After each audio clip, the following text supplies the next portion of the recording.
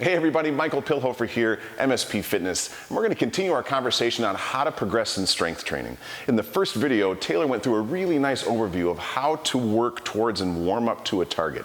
We used back squat and 185 as that example, and we're going to continue that chat from today.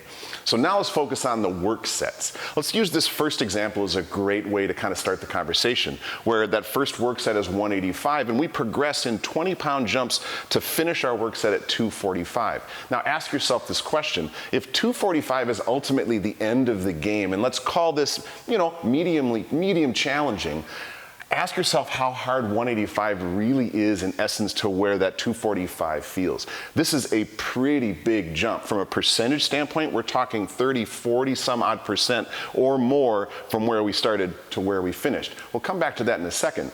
Let's look at the second example where we just cruise 185 across all four sets. Not an uncommon thing that we sometimes see in a strength environment, and I would talk to two different populations. First and foremost, if we're talking about the new person, the person that's just coming to fitness, there is nothing wrong with finding a weight that you feel comfortable and that you can just kind of crush a nice good days of training on. Excellent.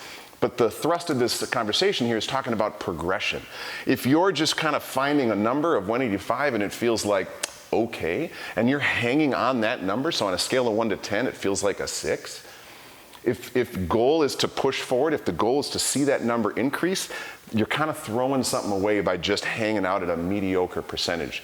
So what we want to ask the question is, the number that we start as our target, and that entire warm-up scenario that Taylor talked about, can help us get there. We want that first work set, and sometimes I'll use a 10 scale, to feel kind of in that 7 to 8 realm. Tough, but in the end, knowing that you're going to be able to go up. Not go up like 100 pounds, but go up a little. So let's take a look at this kind of third example that I have on the bottom. I hit my 185. That's that 7 to 8. That's tough. It has some teeth to it, but I have room to grow. I'm not going to grow too much though, so I'm going to put 5 pounds on it. 190, like, man, that's feeling pretty tough. Reps don't even matter. I'm just talking about the intensity side of it. But 180, 190, I got a little bit more. I'm going to push to 195. Like, holy cow, I thought 190 was tough. No, 195 still in the game, but I think I still have a little bit more in me, and I finished the set at 200. Let's take a look at that spread from 85 to 200 and compare that back to that first example of 85 to 245. This is a huge spread. That means 185 was actually just a glorified warm-up. Down here, this is work. Every set from 85 to 90 to 95 to 200 is work all the way across. So I have a little percentage down here, 8 to 12%. This is kind of a general framework to work on, but you can see from this example that my goal ultimately is to have work sets tight to each other. That first number that I'm going to call work is work, and my progressions up from that are small enough because this is hard enough where I can't just crush it and add 40% or huge jumps.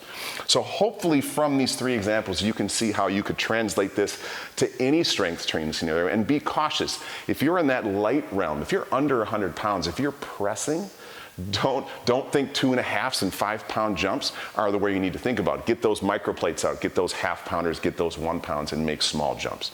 Hope this helps. You want to make sure to check us out at mspfitness.com, like our YouTube channel, and check out for more videos on this strength training progression. Have a great day.